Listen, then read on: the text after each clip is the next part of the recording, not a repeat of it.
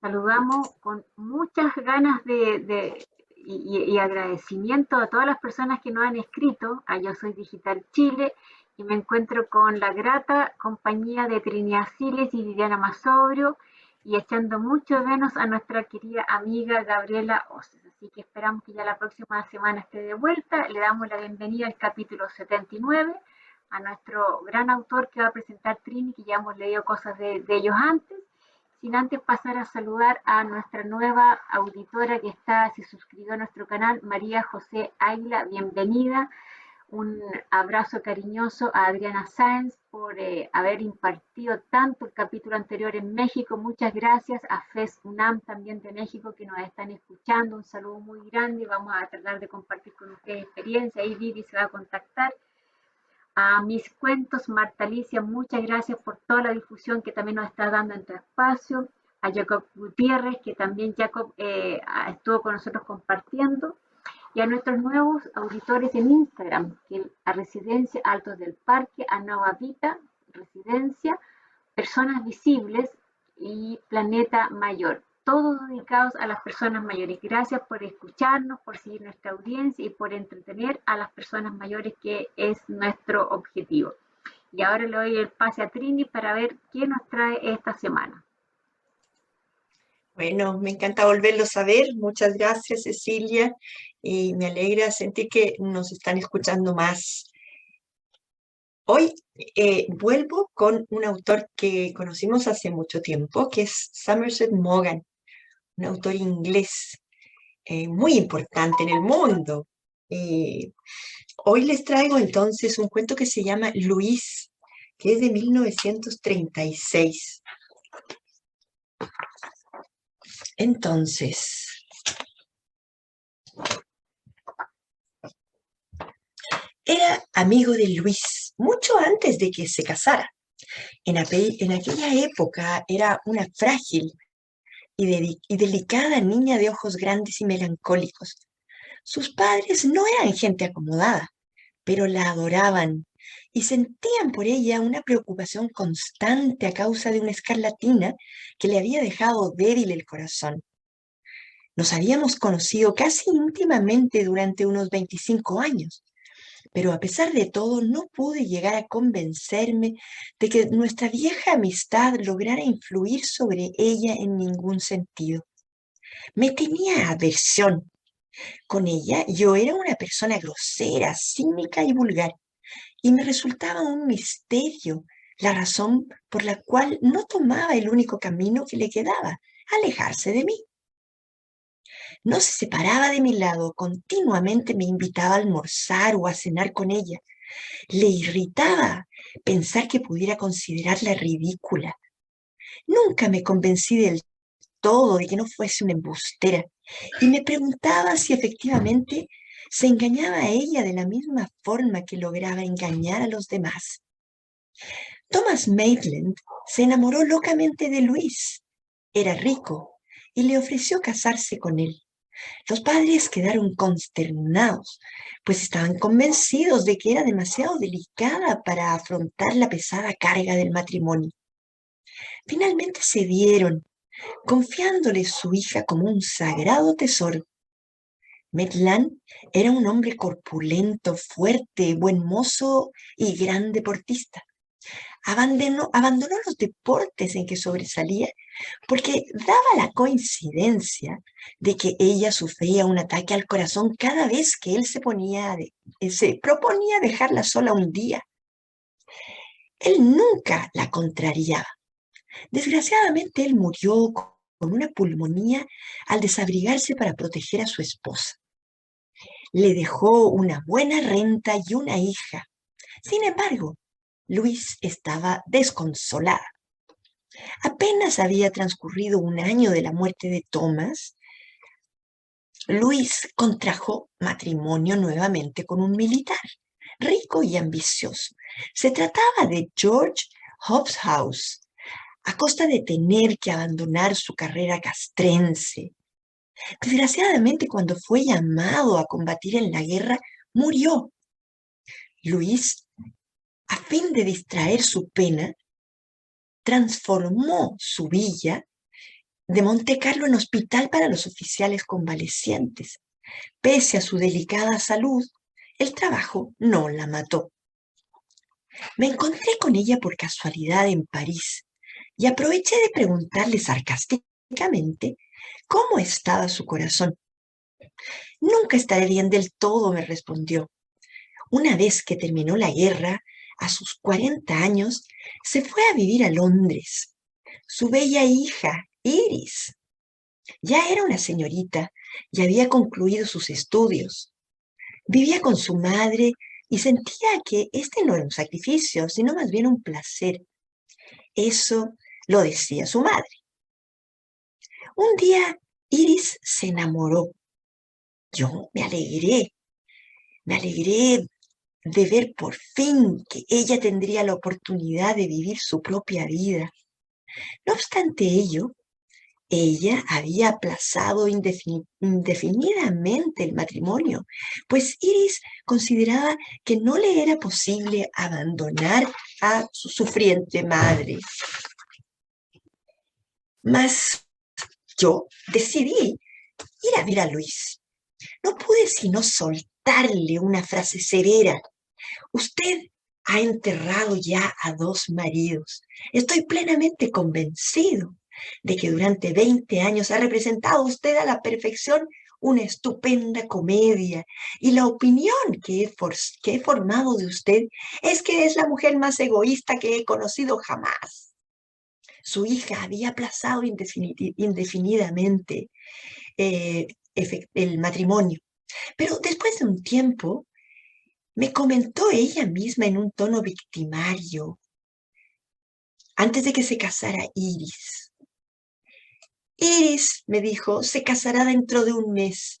Y si algo me pasa, espero que tanto usted, se trataban de usted los 2 amigos, de que tanto usted como ella sabrán perdonarse mutuamente. Iris y su joven prometido no cabían en sí de gozo, pero el día de la boda, a las 10 de la mañana, Luis, aquella endiablada mujer, tuvo uno de sus acostumbrados ataques al corazón y falleció tranquilamente, perdonando a Iris por ser la causa de su muerte. Este cuento efectivamente lo escribió Somerset Maugham en 1936. Y bueno, en medio de una sociedad inglesa, bueno, como la conocemos, flemática, sí, muy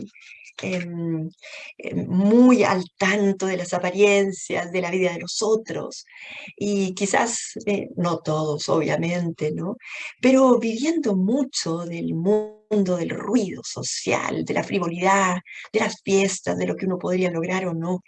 Y en medio de esa sociedad, entonces, nos encontramos con una de esas tantas familias, ¿no? Que como en este caso, terminan malcriando, creo que la palabra, o deformando la educación de una hija a costa de proteccionismos ridículos. Sí, ella tuvo una enfermedad, era una mujer más delicada de salud, pero no por ello tenía que ser además sobreprotegida de la manera en que fue, al punto que ella además descubrió que a través de su manipulación grosera, a través de su salud, ella podía manejar los hilos de cuantas personas. Y así lo hizo desde un principio, tal vez sin tener conciencia de lo que eso significaba y de lo desagradable que resultaba al resto. Sobre todo con este hombre, que es su amigo desde un comienzo, que percibe perfectamente que ella es una profesional en el tema. Él no cae en su trampa. Y por algo ella lo busca permanentemente, porque pareciera ser que es em, su conciencia, la conciencia ética, que en el fondo le hace ver que ella no tiene derecho a actuar de esa manera, porque si no hubiera existido este personaje, ella hubiera obrado tal como lo hizo hasta este momento, ¿no? Este es un escritor sarcástico, que se adentra en el corazón del comportamiento humano y de la psiquis y de la forma en que uno se puede relacionar con los otros. Él conoció perfectamente las distintas personalidades. Tengamos en cuenta que Samuel Sotmogan, a pesar de haber sido un escritor, un gran escritor, él estudió 5 años medicina y él siempre agradece el paso por esa carrera porque si bien no se dedicó a ella, la medicina le abrió la mente para conocer el dolor humano, para acercarse un poco más al sufrimiento, a la lástima, a la fragilidad de las personas. Recién entonces se dio cuenta él mismo de sus propias falencias, posiblemente, pero se conocía bien, también él tenía una personalidad muy estrambótica, por no decir excéntrica. La vamos a ir viendo un poco más adelante, pero bueno, luego de este pequeño análisis, yo le dejo la palabra a Viviana para que complemente un poco más este cuento y nos dé su opinión. Gracias, Trini. Buenos días a todos. Gracias, queridas compañeras, por una nueva sesión compartida. Yo que soy la mujer de los títulos, que me apasiona, lo primero que reparé es que a nosotros nos llega a través de la traducción como Luis, ¿no? O sea, el nombre de la protagonista, pero el nombre original es inglés, es la mujer más egoísta que conocí. O sea que al lector en español no nos ponen en aviso, de alguna manera, de los rasgos del personaje o aquello con que nos vamos a encontrar. Pero teniendo esta referencia del nombre en inglés, uno ya se imagina cómo será esta señora, ¿no? Y me atrevo a decir, a partir del título que veo que coincidimos con Trini, que sí era egoísta, pero además era tremendamente manipuladora. Y tiene una capacidad de mostrarnos, el autor. Yo me acordaba, voy a hacer la referencia porque inmediatamente me vino a la memoria, del otro cuento que leímos, del mismo autor, de Cosas de la Vida. No sé si se acuerdan, era un cuento muy extenso, que hablaba de la relación de un hijo con un padre, de los consejos que el padre le daba, y que cómo este hijo cuando sale al mundo, haciendo exactamente todo lo que el padre le dijo que no hiciera, resulta ser exitoso. Pero yo sentía que en Cosas de la Vida como que había más escenarios, más personajes, más detalle, más de esa beta descriptiva, ¿no? Que tiene mucho el Somerset Maugham. En cambio acá sentí que era como más incisivo, más directo, tremendamente satírico, como nos decía Trini. En la otra intervención voy a leer algunas frases o párrafos breves que lo muestran de cuerpo entero, y estos cuentos se agrupan bajo el título de Verdaderas Historias Cortas, ¿no? Luis pertenece a un volumen que se llama así, y justamente, comparativamente, son cuentos cortos, pero que atrapan de una manera impresionante, porque cuando uno empieza a recorrer el camino que nos contó Trini, de la mirada de este amigo, que se me ocurre podría ser puntualmente el autor, no sé si en la ficción o en la realidad, pero es como, es esa mirada de él que nos señalaba de observar a la sociedad, sobre todo a las mujeres, ¿no? De la clase pudiente económicamente, de la Europa de su época, y como buen médico, diseccionarlos. Yo sentí la mirada del médico, sobre todo aquí en este cuento, que él habla que originalmente la protagonista tuvo una escarlatina que dejó delicado su corazón. Y en la forma en que él va describiendo los distintos episodios donde ella manifiesta que está a las puertas de la muerte, que se va a morir, que le va a costar la vida, uno siente a ese médico presente. Y a veces se pregunta, pero realmente esta señora tenía el corazón tan débil, porque sepulta a 2 maridos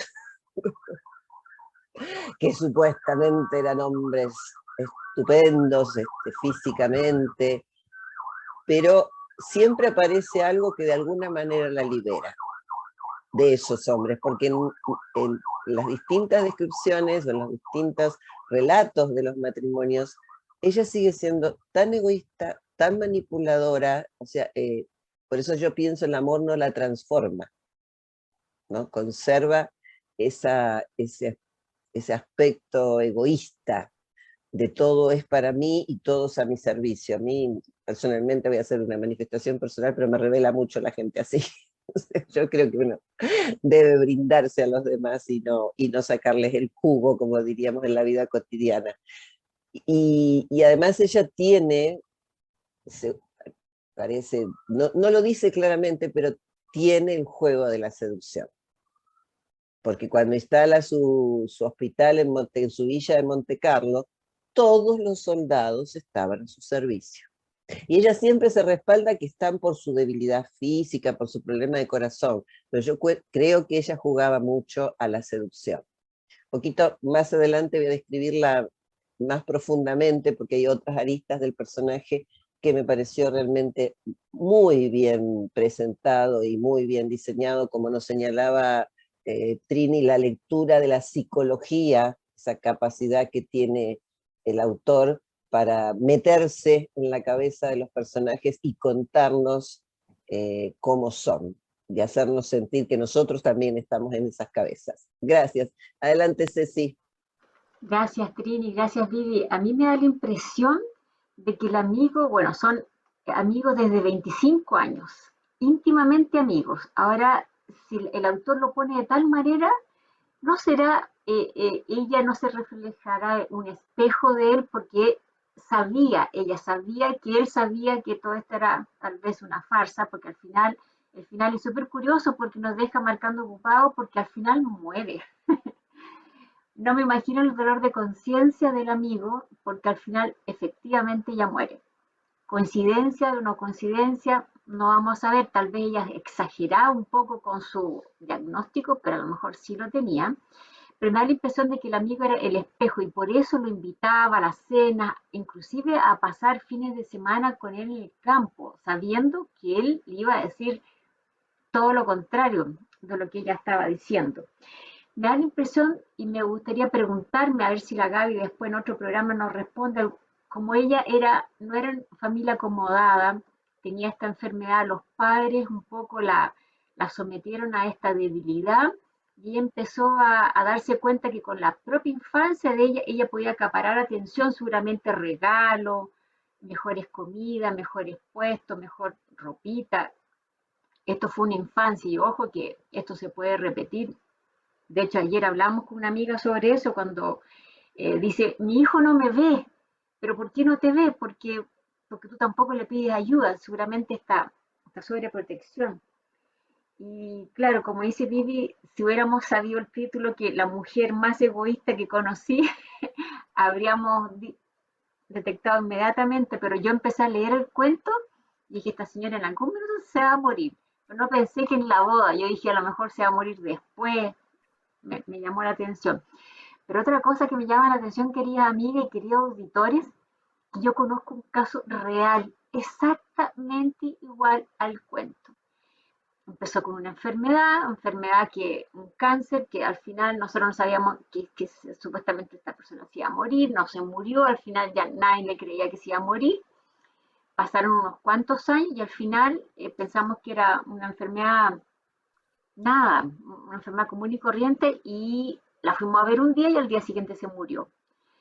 Y la verdad que todos nos quedamos con cargo de conciencia porque a lo mejor tenía esa enfermedad, todo giraba en torno a ella, el marido, la hija, no la dejó casarse a la hija, les juro que esta es una historia real, no dejó que la hija se casara. Y hoy día la hija tiene 40, 45 años y está soltera y sin mamá. Entonces, qué terrible esto, como esta historia de ficción también existe en la vida real y a lo mejor ahí el autor puede que la haya vivido. También leí sobre él algo muy simpático, que fue el autor mejor pagado y más famoso del mundo en los años 30. Qué increíble. Así que, dicho todo eso, le paso la palabra a Trini, que nos quería mostrar unas imágenes y hacer otro relato. Adelante, Trini. Sí, déjenme mostrarles algunas imágenes del autor. Primero, graficar el cuento a través de esta imagen, ¿no? En la que, bueno, se ven humillados de alguna manera esos hombres frente a esta mujer que además pareciera ser mucho más poderosa y grandiosa que ellos, ¿no? Y ellos se someten en forma vergonzosa incluso, ¿no? Ellos incluso se doblegan y renuncian a sus propios gustos y placeres. En un momento dado, el militar no le queda otra que abandonarla y hacerse y sumarse a la guerra, pero bueno, si hubiera dependido de él, quizás se hubiera terminado quedando también. En este caso, el relato lo hace el narrador testigo, ¿no? Él, él ha conocido los hechos desde un principio y sabe que ella los maneja de esta forma, casi como si fueran títeres en la obra, ¿no? Em, Yéndome al mismo texto, hay algunas consideraciones que ustedes ya algo han esbozado, ¿no? Que es con respecto a la dimensión de la persona egoísta, que efectivamente no es capaz de mirar más allá de sus narices porque lo que necesitan es satisfacer su propio ego, ¿no? Y esto tiene un costo humano fuerte porque significa, en principio, ser poco empático con los demás, no ponerse en el lugar del otro en el momento en que ella está aplicando esta acción de manipular, por ejemplo, ¿no? Por otro lado, esos egoístas profesionales terminan siendo también muy víctimas, ¿no? Víctimas de lo que se supone que no han obtenido eh, cuando finalmente se ven frustrados. Entonces el resto se rebaja un poco con tal de concederle algo más. ¿Con qué facilidad atrapa a esos dos hombres que resultan ser seres humanos comunes y silvestres, pero tienen miedo, tal vez por eso actúan de esa forma, pero terminan renunciando a ellos mismos. Eso termina siendo muy fuerte, ¿no? Ahora, el contrapunto que existe entre esta mujer y su hija es enorme. La hija es tan distinta, la hija es una mujer sana. Ella, en cambio, bueno, padece justamente de ese egoísmo tan desagradable en este caso, ¿no? Morboso, casi morboso. También en este cuento vemos la hipocresía, ¿no? La hipocresía tanto de los padres, por ejemplo. ¿En qué sentido? No sé si llamarlo hipocresía, pero de mostrar a esta hija que aparentemente no tiene ningún mal, pero que tiene miedo a que vaya a enfrentar en un matrimonio y que ella incluso pueda debilitarse en el mismo proceso del matrimonio, pero una hipocresía, no quiero llamarle hipocresía, porque la hipocresía la tiene sobre todo el medio social, ¿no? Que quiere mostrar una máscara y en el fondo es otra cosa que hace ella. Ella no, ella juega con la verdad, juega con ciertas mentiras con tal de manipular. Ahora bien, quiero irme a algunos antecedentes de él y quiero mostrarle en esta fotografía que si un psicoanalista la pudiera mirar, quizás se espantaría, ¿no? Porque, ¿qué hay aquí? Sarcasmo, distancia y una mirada crítica hacia esa hipocresía de su sociedad que a él le tocó vivir, ¿no? Eh, Él era un hombre tremendamente tímido, le costaba mucho relacionarse. Desde muy niño quedó huérfano a muy temprana edad y tuvo que ser educado por un vicario, que era el hermano de su padre, que lo educó bajo una rígida disciplina de comportamientos, pero donde no podía aparecer el cariño físico, donde no podía aparecer ningún tipo de sentimientos o emociones. Qué triste para él. Así se crió, solo, a pesar de que tenía hermanos mayores. Con el tiempo, él mismo comprueba que tiene inclinaciones sexuales hacia los hombres y él finalmente se reconoce homosexual. Después de la Segunda Guerra, descubre a la pareja que lo acompaña toda la vida hasta que él muere. Pero él antes también se casa, quizás se enamora, quién sabe, quizá tal vez por tapar en un principio su condición de homosexual, sobre todo en esa sociedad tan cuestionadora, pero rompe un matrimonio y se adueña de esa mujer. El matrimonio le dura muy poco tiempo. En fin, tiene mucho éxito porque él es capaz de sobreponerse a esa vida dificultosa que ha tenido, incluso en su misma infancia, en el colegio. Él venía, sus padres, él había nacido en París, pero en forma accidental. Pero él, bueno, tenía un acento afrancesado y en el colegio se reían mucho de eso. Y también se reían porque era tartamudo. Y él desde esa época adoptó un arma que fue mortal, el sarcasmo, porque él era tremendamente inteligente. Entonces ocupaba en forma muy astuta calificaciones para la gente que lo atacaba y los dejaba en el suelo. Hay que tener una sabiduría, quizás, una agudeza para poder hacer eso desde muy niño. Bueno, y esa fue una actitud que asumió también en su literatura, ¿no? De mirar con esa mirada en la que aparece en esa fotografía, su mundo, lo que resaltaba en él, lo que veía debajo del agua, en el comportamiento de las otras personas que tenía cerca. Es un personaje curiosísimo que desgraciadamente la crítica lo ha tratado algo mal. ¿Ya? ¿En qué sentido? En que él de alguna manera lo minusvaloraban como literato, consideraban que su literatura era frívola, que no apuntaba hacia los intelectuales de la época en la que surgieron, por ejemplo, James Joyce, Virginia Woolf. De hecho, lo hicieron trapo en su momento. Lo encontraban que su literatura apuntaba a un público vanidoso. Y no es así, qué injusta o qué celos nacen, ¿no? Entre los intelectuales de esa época. Muchas veces incluso son envidias típicas o propias de los divos también, ¿no? Pero él se sobrepuso a eso y él siguió escribiendo. Quizás estos personajes que tienen tanto éxito profesional y artístico, porque como tú mencionabas, Cecilia, él tuvo mucho éxito en el teatro, en la literatura. Después, incluso cuando tuvo que escaparse hacia Estados Unidos una vez que se produjo la guerra, bueno, allí se vinculó con muchos directores de cine, escribió guiones. La verdad que se supo ubicar muy bien en el mundo. A mí me gusta muchísimo este autor, porque además, si ustedes lo piensan, tiene una vigencia espectacular.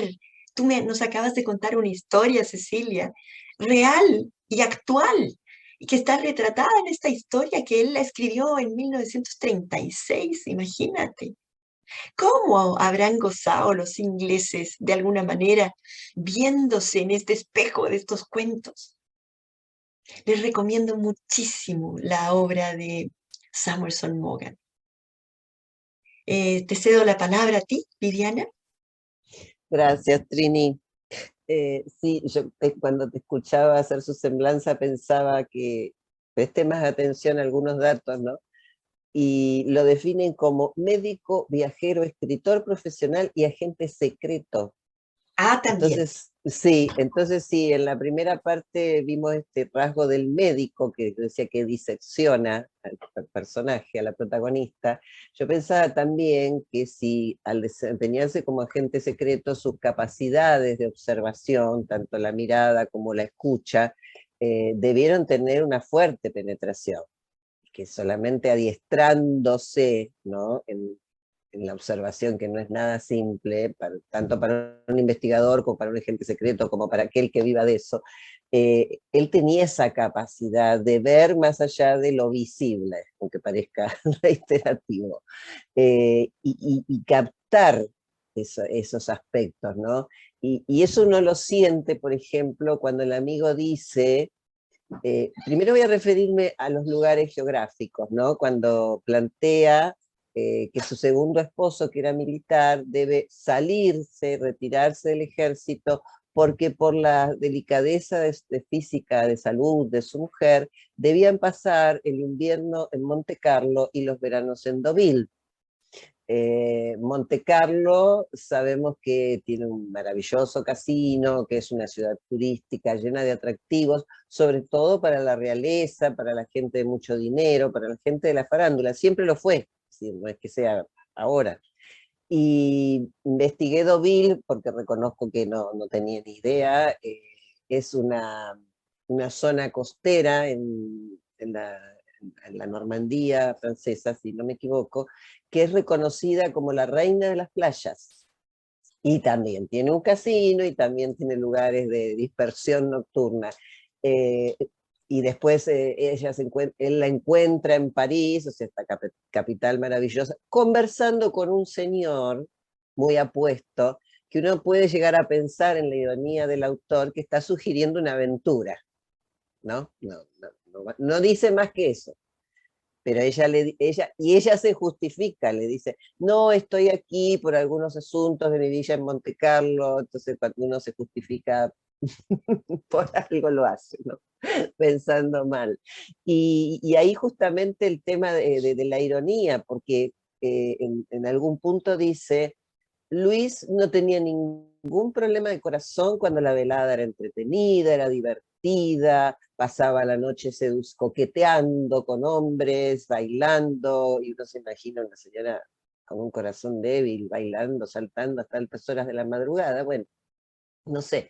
Pero si la velada era aburrida, ella empezaba a poner carita de estar triste, de estar molesta, y obligaba al marido que la acompañara en ese momento a volver a la casa con ella, porque ella ya no quería saber nada, ¿no? Bueno, eso es parte del juego de la manipulación, pero lo que me impresionó es que nos lo dice con una claridad meridiana y cargando de una pesada ironía, ¿no? Y hablábamos también, vos mencionaste justamente el tema de la máscara, ¿no?, que aparece en uno de los primeros párrafos mencionada por el amigo, y Ceci habló del espejo, y yo había vinculado esos dos conceptos, porque pensaba un poco que, como bien dice Ceci, funcionaba como conciencia, entonces era un poco el límite. Pero no era el límite porque a ella le interesara ser diferente, era el límite porque ella no conseguía convencerlo al amigo de que ella no estaba engañando. Y hay una frase que dice que él pensaba que no sabía si engañaba a los demás o se engañaba a sí mismo. Es muy posible que Luis, claro, haya muerto en la mayor ignorancia, que haya creído que siempre estaba bien, estaba haciendo lo que correspondía. Y una cosa me impresionó, cuando muere el primer marido y ella se queda con Iris, con su hija, todas sus amigas se ponen a su servicio para relevarla de cualquier actividad que pudiera resultarle pesada. Yo pensaba, estas señoras también acomodadas, de buena familia, poniéndose al servicio de otras. ¿A qué punto? Yo creo que ahí nos muestra el autor. Miren a qué punto llevaba a esta señora el egoísmo y la manipulación. Y eso realmente me dejó muy impresionada, porque no le perdona nada, ¿no? Y cuando vos, Trini, nos decías, digamos, la mala recepción que tuvo entre sus pares o las críticas, él era un denunciante. Es decir, él estaba poniendo sobre el tapete los vicios, las actitudes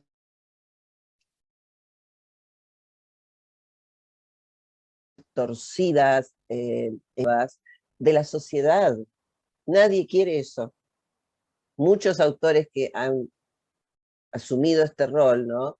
De mostrar las bambalinas, las partes oscuras de la sociedad donde vivieron, sufrieron el mismo escarnio que sufrió Mogar.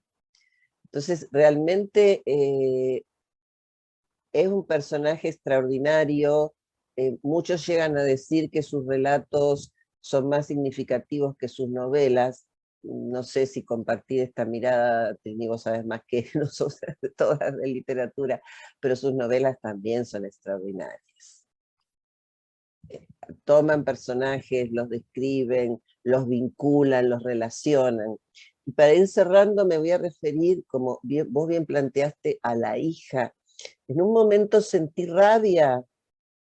Digo, esta chica se va a quedar soltera realmente por esta madre manipuladora, y ahí interviene el amigo en un punto, ¿no? Respaldándola, como diciéndole, no te sometas.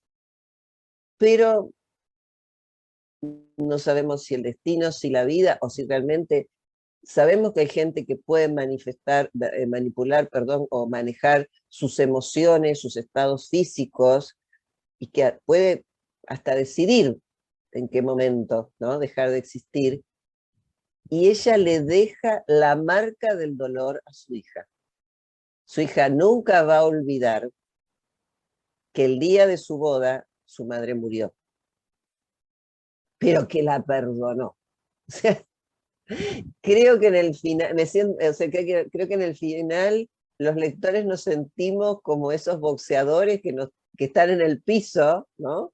Y le siguen pegando, porque el remate del cuento es como decir, esta mujer fue egoísta, manipuladora hasta el final, y no le perdonó ni siquiera a su hija, y le dejó una marca, así como ella a la Escarlatina le dejó una marca de por vida que signó su vida. No sabemos de qué manera pudo haber signado la vida de Iris la muerte de esta madre en el día de su boda. Con lo cual, me parece que el manejo que hace el autor de las situaciones, de los hechos y de los protagonistas es de un nivel, de una calidad, de una profundidad que realmente impactan. Bueno, los dejo en compañía de Cecilia. Gracias, Vivi. Yo me pregunto, tan sortuda este personaje de encontrar a un marido, lo manipuló, hizo lo que quiso con él. Después encontró un segundo marido, por Dios, y el segundo también dejó su carrera militar, y bueno, él sí estaba con un poquito más de pesar, como dice el autor ahí, pero encontrar a dos personas, y después, como dice Vivi, en todas las amigas a su servicio, después cuando hizo la residencia para las personas de la guerra, también todo el mundo a su servicio. La verdad que la mujer era extraordinaria, el papel que hizo en este autor. Yo me pregunto, ¿se habrá casado la hija? Si ella al morirse se habrá casado igual, es un final que no vamos a saber.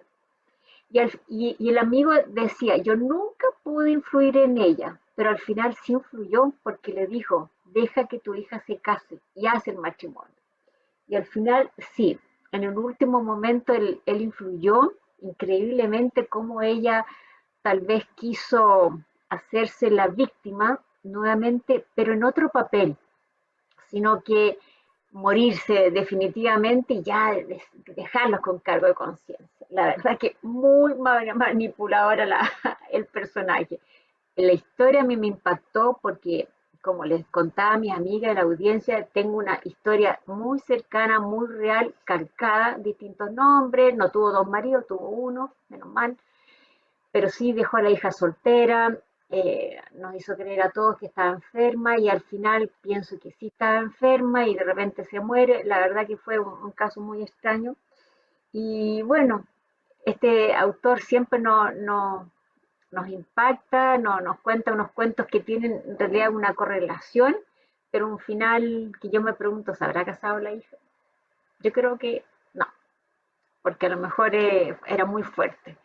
Así que los vamos a dejar invitados. Trini nos va a recomendar un libro y le quiero agradecer a mi querida amiga Ilka por el collar que ya cumple un año, que me regaló, así que quería hacerle un honor a ella y recordarla siempre en mi corazón. Y ahora adelante, Trini, para saber qué libro nos vas a recomendar.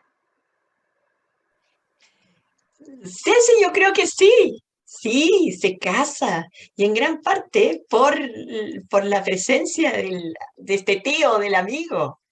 Si no hubiera estado él presente, lo más posible es que no hubiera, ni siquiera se hubiera ennoviado.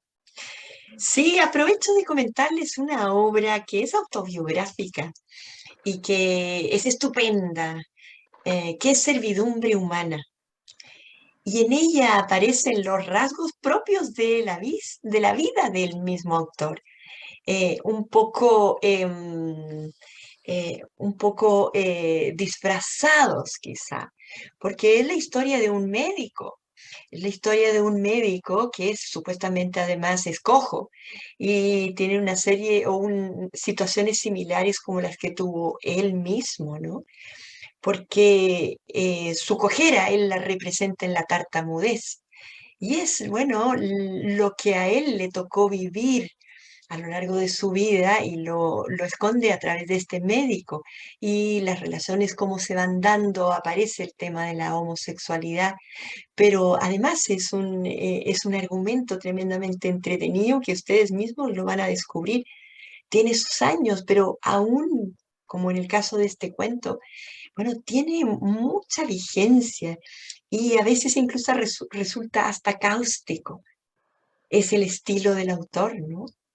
Pero es un gran literato, yo creo que un gran eh, cirujano de las personalidades, un gran interpretador del comportamiento en las relaciones sociales, a pesar de haber sido tan tímido en su vida. Pero vale la pena echarle el ojo a su literatura. Tiene muchos cuentos no solo de reconocimiento, porque Servidumbre Humana, de hecho, está catalogado como una de las grandes novelas del siglo pasado. Pero qué capacidad tiene este hombre para acercarnos a el interior de otros con una facilidad, pero además con una claridad meridiana, como dice la misma Viviana, ¿no? Bueno, yo con esto me despido y espero verlos la próxima semana con otro cuento. Un abrazo para todos. Un abrazo para todos, nos vamos a ver la próxima semana, agradecerle a Vivi que con harto sacrificio aquí nos está acompañando, convaleciente aún, un saludo a Gaby Oces que la estamos echando de menos, se incorpora la próxima semana y un aviso muy temprano para todos ustedes que Trini vuelve en marzo los cursos de la Católica y si quieren escribir prontamente para que ustedes puedan estar en la lista y que los consideren, nosotros felices en darle el contacto, les vamos a enviar el flyer en nuestras redes sociales. Así que, y si son de México, de Argentina, Uruguay, Ecuador, Perú, no hay problema porque aceptan tarjeta de crédito, solamente tienen que ver el horario que sea de acuerdo con el desfase que hay siempre de un país a otro. Así que hasta la próxima semana, un gran abrazo y nos vemos. Muchas gracias. Muchas gracias, Cecilia. Un abrazo.